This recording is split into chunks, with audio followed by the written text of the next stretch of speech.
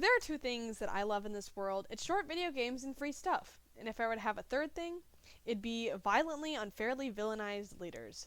That's right, this time on Free Games we're talking about Grimm's Hollow, otherwise known as Spooky Hooky on the tab for some reason. Alright, before we get into this game that I have nothing and a lot to say about, I need to give you a background in my gaming experience.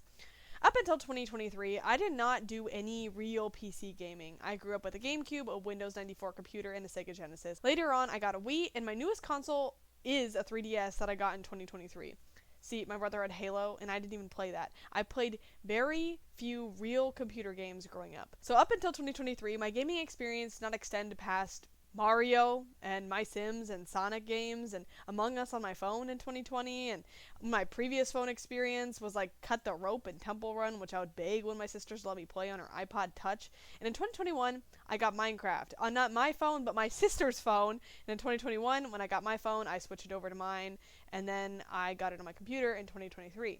So that to say, I have a very limited type of games that I have played in my life prior to 2023. So when I cried to one of my best friends that this game was impossible and that hard mode was going to be like trying to lick your own elbow kind of a challenge, and then for him to say, okay, I'll play it, and then play through the game on hard mode and not die once, and then say, Axel, what the heck are you talking about? This was a super easy game. I say, screw you, because I never said once that I was good at this kind of game. Yeah, I can kill you in Smash Bros. Brawl before it kills yet another one of my Wiis. I can murder in Mario Party 7. I can annihilate in Mario Kart Wii, but no.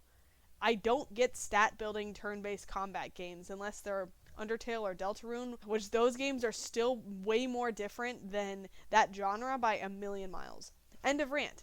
I found this game hard, but for what? For me to be confused and angry while playing? That's a me problem. For my expert friend, he said, this is interesting, I guess, but it's also really boring.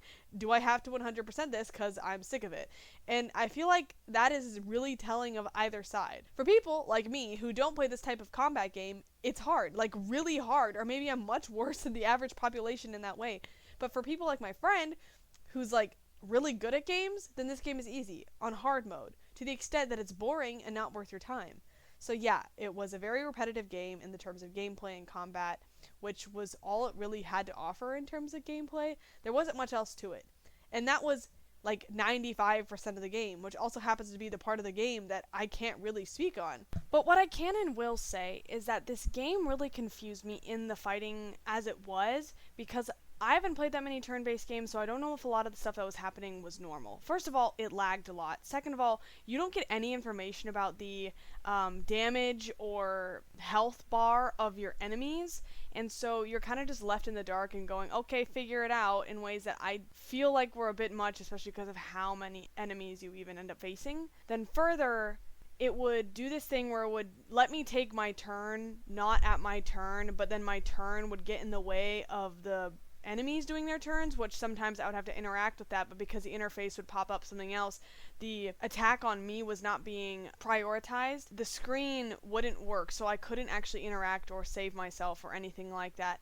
Again, I don't know if that's normal, but that's just how it was, and the lagging is obviously bad and everything, but it's just not a really good system, I don't think. But the rest of it, I can get my hands all over that stuff. Pros of this game. The art. I mean, I'd hope I'd like the art, seeing as that's what drew me in, along with the title, because I love Grim Reaper related things, and I was vastly disappointed at the lack of Grim Reaper in this game, or the mistreatment of the Grim Reaper in this game. The art and colors were actually fun, and I'm almost interested enough to buy the art book. Not really, but I love art and art books, and the pictures that the developer made for the game were honestly really pretty. There were some images in the game that were like, that looks weird. And some of the designs were like, haha, that's funny. Bread. And all the ghosts and ghouls you had to fight had some good designs, and they were unique and fun, and were the only real like visual diversity in the game, because I really liked the color coding of the ghosts and the palette for just the overall game was really nice. And the Reapers were cute, and that's to be expected from me because I love the Grim Reaper and Reaper designs, and I loved the design of Grimm himself. The character that I think fell the flattest in design was Lavender herself, but that's fine, I don't really mind, so check for that. But then we have the sound design.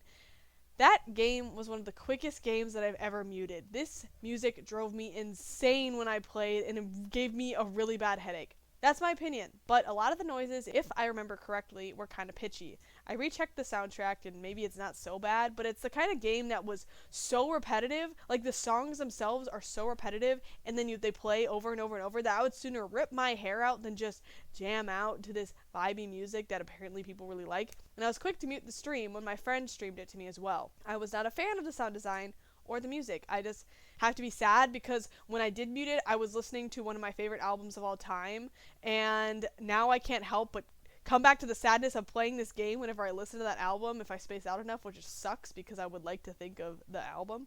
So, L for that. Now we get to the stuff, the writing, the characters, the story. Ooh, what to go to first? The story. So I will apologize that it took me this long to actually explain the game. So spoiler alert, you're dead. Essentially how dying works here is that you have to have enough spirit energy when you die to go to heaven or hell. People who don't have enough spirit energy go to this limbo-esque place that is Grimm's Hollow, ruled, I guess, by Grimm himself. And all the people who end up there have to go collect spirit energy from reaping other souls that are ready to go to the afterlife to get enough energy that they too can go into the afterlife. And I was actually impressed that this game wasn't like too sacrilegious, like it's not correct, but I was like, oh, okay, I can jive with this. So essentially, there's a super rare thing that could happen that ghosts can arrive with their soul, and that can mean one of two things. You lose your soul, and people can just go steal it, and then they can go to heaven or hell, or you can return the soul to the ghost, and the ghost can go back to the real world and become human again. I believe that's what I think was trying to be alluded to. And that super rare thing happened with the main character, Lavender's little brother, Timmy. Which, imagine naming your older kid Lavender, and then going, yeah, this is my other kid, frickin' Timmy. So, you both died somehow, but Timmy has the possibility to go back. So overall, the story is actually kind of interesting if you ask me, and I would have been invested if it weren't for the writing, or the fact that it doesn't really focus on the story for 90% of it, except for, like, interrupting dialogue that's like, Timmy will go, I'm scared, and Lavender's like, no, everything's gonna be fine, blah, blah, blah, blah, blah. But the writing actually still isn't that bad. It was just really on the nose and not very subtle. Okay, never mind, it actually was really bad. It said exactly what it wanted you to think. When it was supposed to be sad, it would go, boom, sad time. We're gonna go, oh, I was hurt as a child. It was not the worst it could have been. I'm giving it grace, but it was just extremely cheesy in the way that it's like, who thought this was good and deep? What actually really set me off in this game was the characters, which, okay, if you think about it, if I hate the characters, that means the writing's actually usually pretty bad. So, yeah, the writing's just bad. Apologies for the spoilers coming up. This is where the review stops and the analysis begins. We have Lavender, who is such an unlikable character. She's supposed to be, like, the tough, depressed, and responsible oldest daughter, and she's, like, quick to accept that she's gonna reap these ghosts, and she's like, oh, what's happening? Huh? Oh, but I'm really gifted about this. And I'm like always on top of it. But I'm like, oh, I'm so empty inside. You know, because she ended up here. So my problems with her is that she is bland. And she's extremely irritating. She's just like untrusting and upset for the sake of it because she's traumatized. And she's dramatic and like that. I'm not going to trust the leader just because I don't believe him. And that sent a lot of mixed messages because it made it seem like Grimm was a bad person. But he isn't. Like, at all. And I really liked Grimm, and I strongly believe in justice for Grimm. For example, the longer you're in limbo, the more your body begins to misshape, and your features start to deform and disappear and alter. So Grimm has stated that this has scared many of the Reapers. Because, you know, they used to be people, and then suddenly you're like, you have no eyes, and you have no face, and you, like, look wrong. Like, that's really creepy. So Grimm made them all skull masks so that they wouldn't have to fear each other, and they could just, you know, have something to cover that up and, like, move on. And skeletons just happen to be the only thing that Grimm could like make. So yeah, they have skeleton masks and they kind of have like this cohesion because they look kind of like their leader and stuff. Lavender really dislikes this and she refuses to wear the mask and tries to convince others to do the same as well just because she doesn't like it and doesn't like Grimm and is like, oh, I want to show who I am or whatever. Like, but there's no like actual like strong reasoning for that. Like, it's not like she's like rebelling for literally no reason when it was proof that these people did not like that. It's not like, oh, face your fears. It's like, this is making people uncomfortable. He's doing everything he can to make these people comfortable. She is so mad at him the whole game for no reason. Grimm just wants to make them happy, especially because he has no idea how long any of these people may end up staying in limbo, and that could be a really long time, and it scares them, and it probably makes him feel bad too, because he's actually really kind, and Lavender somehow views this as oppression. I don't know how, because it's kindness, and it's an obvious kindness at that. And when Grimm is kind to her and tries to help her, she just like brushes it off and is like, ugh, he's so weird, whatever, like, oh man, this is bad. And she won't even try to trust him because she won't take his word for anything and thinks that if he found out that she's trying to send Timmy back to Earth, he'll just reap Timmy, which if he did, it would be kind of understandable because this is his job. But then also, if he didn't, which he wouldn't have and literally said he wouldn't have, if she actually told him what was going on, he could have helped her. But she decided to not trust him and move on. Like, you had nowhere else to go and you just decided to be a butt for no reason. Like, she has such the protagonist trope, like the 11 to 14-year-old bad writers create a mound of trauma and then go, oh, I made all this trauma, I guess now I'll turn it into character because now it seems deep and angsty. So that's not how you write a good character. Like, your characters could have trauma and stuff, but like, this is not good writing. She does not have good writing at all. I'm going off script so much because I'm so mad. Yeah, so Lavender is boring, contrarian, and then when she opens up, it just seems like the writer just went, okay, I'm going to put every single trauma that you could possibly have just to make her seem likable and relatable or like sympathetic or strong or something, and like that would make up for the fact that she's just like stupid. Because, you know, she's poor, she has parental conflict, she has a good dad, but he's very sick, and then he dies, and her mom is distant, she has such a sad life, and her mom's working, and her mom is depressed because her husband died, and, you know, she's like, oh, I have to grow up too fast because I have to do chores to help out. Such as, she literally lists laundry, doing the dishes, and getting groceries. Those are her horrible things that she had to learn to do as a teenager to help her house. Then she has to take care of her brother, and then there's fighting and division. Like, it just kept going. And there's a way to make all that make sense and to tie in and not just seem random and out there and just for the sake of saying it. Like, it is such a random scene that it seems tacked in there because, and that is just done so poorly, because doing dishes and laundry and knowing how to shop, like, this girl made it sound like she was doing all these things and that was ruining her life. Like, she wasn't even having to work any jobs or not. Oh, at least she didn't say she had to cook or something like that. And she says that the only normal part of her day was when she was with her little brother, when she literally says the rest of her day was doing some house chores and doing homework. Aren't those normal things to do?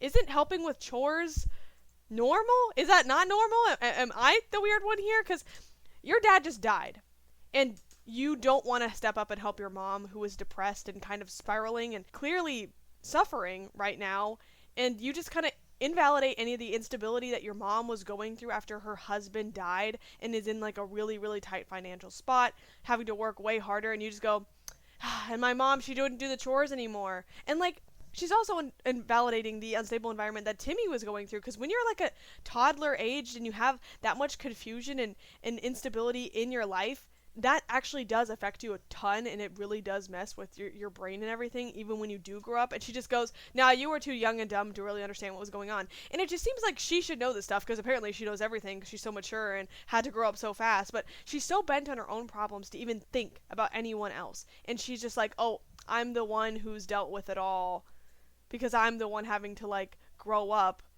when everyone's going through a big shift, and you don't even care about anyone else's. It was just a random and a list of things that my friend, even when this happened, he was like, whoa, that was just a trauma dump out of nowhere. And I was like, yeah, and it wasn't even well written, and it was just, her biggest problem isn't that her dad died, or that her mom was spiraling, or that her brother was being literally neglected. No, it was about her having to do the laundry and do the dishes, and having to grow up too quickly.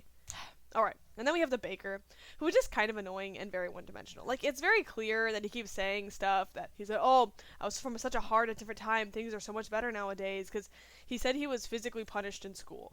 Specifically in a normal kind of school, and Lavender's beyond herself when she hears that. It's like, that, the thing is, that sort of thing that didn't stop that long ago, and even now, stuff like that still happens like that, and Lavender just seems so unbearably shocked by this, despite the fact that she had such a horrible and hard and gritty life herself. And again, that was just, it was supposed to seem like a tragic backstory, but it was just said not well. And again, it was also just out of nowhere that people just sit down and go, my life sucks. And him being the twist villain, sorry spoilers, was just like, ah yes, who could have seen this coming? He was so cute and sweet, and like, he didn't want to fight, how could we expect it? But, and then we have Timmy, who's just like, yay, cute little brother, dumb kid trope, whatever. And then Grimm. Grimm, the actually good character. And no matter what ending of bad way you got, he did not deserve what he gets. In the ending where Lavender doesn't move on to the afterlife, Grimm is blamed. And why? Because Lavender doesn't know how to take responsibility. She just decided that it was his fault. And he's like, oh no, I need to make it up to Lavender. Why? Because he's being manipulated by this teenaged girl. That's why. I hate Lavender. I really do. And that honestly why I can't stand the game. Like, okay, actually that's not true. A lot of it is why I can't stand the game. Because the gameplay is not fun, and it's really long and boring and repetitive, and everything kind of sucks. The writing sucks, everything sucks, and no amount of trauma will make up for the main character just being a bad character and being unlikable. And no amount of gaslighting the narrative will make me dislike Grimm. Because he's a good leader, and it's Lavender's fault for not listening to him or being honest with him. And you could go, oh, well, that's the plot. But no, it's just like tacked on there just because, and we're also supposed to be on her side. But Grimm literally says that her hating him is a burden he's willing to bear. Why? You're being screwed over. You don't have to be willing to bear this burden. Anyways, this game, I want to say I have things I liked about it, but in reality that was just the art, which is not relevant, to be honest. Like, it doesn't make up for it in Grimm, but he's barely in the game, and everything else is just not fun. I hate the gameplay. Even if I can do it, it's like, even if I could do it, it's repetitive and not interesting and long and boring. The graphics are good, but there's nothing like insane about it. People might say, oh, one person made it, it's crazy. I played games by one person who have like good graphics, and a lot of good graphics. Hence why I will not actually buy this art book, especially because I don't really want to support the maker of this game that I don't like. And the main character and the characters are just annoying. The story is fine, but if you can't even like the characters, what good is the story? If you don't like anything about the story or the people who are making the story go along, why would you say, oh, the story is good, but the characters are bad? Like, if anything, it would be like, oh, the characters are good, the story is bad. I don't really think that you can justify the other way. The world building is fine, but you spend so little time on it that it's like, this game is free. But is it worth the time? Especially worth the time to get the good ending? No, it isn't. You could play lots of other free games that are worth your time, like, even if it is more than this or less than this. Like, so unless you like unfulfilling endings that make you feel even more like you wasted your time and watching a good leader get screwed over by a brat, then yeah, don't play this game. And like I always say, at least it was free.